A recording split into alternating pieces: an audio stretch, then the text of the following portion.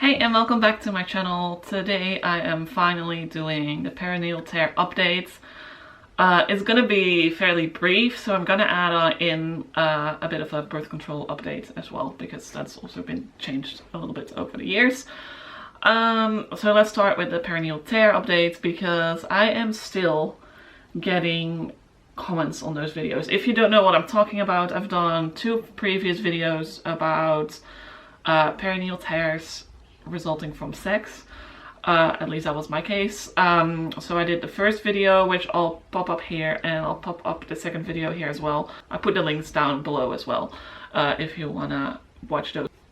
Anyways, not really too much has changed really. It kind of solved itself. So in the last video I was saying that it was still tearing, but it wasn't bleeding and it wasn't really bothering me, and that I was hoping that it would kind of heal in a different way. So I guess it sort of did. So basically it kind of tore. So this is it, not when it didn't tear.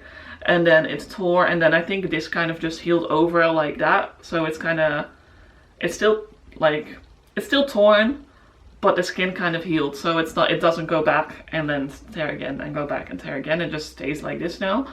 And it hasn't really been an issue anymore. At one point I had a bit of a weird like skin tag thing going on there, but I went to the doctor and she said it was fine. So other than that, it's been fine.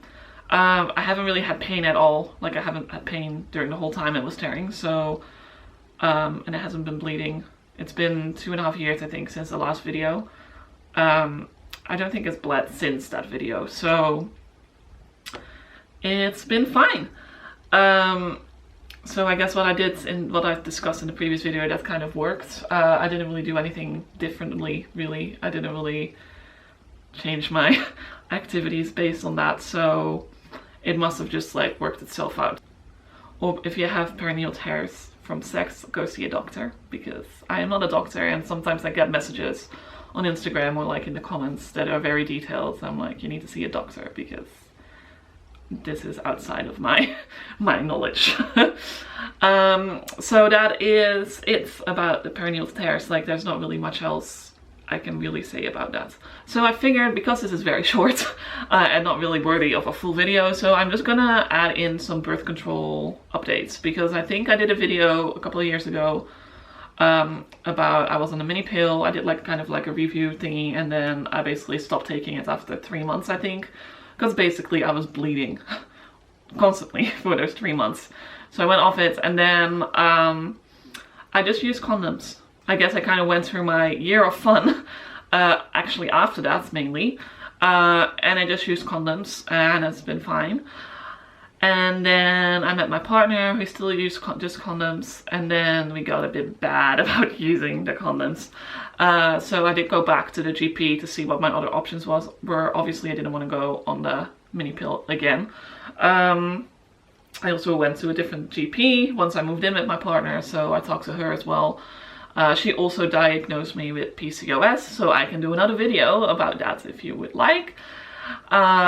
But yeah, she diagnosed me with PCOS because I had very irregular periods, which basically I've had since I went off the pill, like years ago. She diagnosed me with that, and then she suggested trying another birth control pill called Slinda, which my GP actually discussed last time I went on the mini pill, but it wasn't available in Australia yet, so it was now. So it's a progesterone only birth control pill, because of, I have migraines that I see like auras and stuff, and because of that I cannot be on any birth control that has estrogen in it. So I can only do progesterone only. So I tried that pill. I think that was maybe February, March 2022. It was fine for the first couple of months. Like the first month, fine, had like a period like on the sugar pills, like a period on the sugar pills. And it was fairly regular like that for like the first maybe 2 or 3 months. Then it sort of started skipping periods altogether. Then I had a few months where then all of a sudden after like 2 weeks I would start have like breakthrough bleeding, but then I would also still sort of have a period like when I'm supposed to have like the breakthrough bleeding at the sugar pills.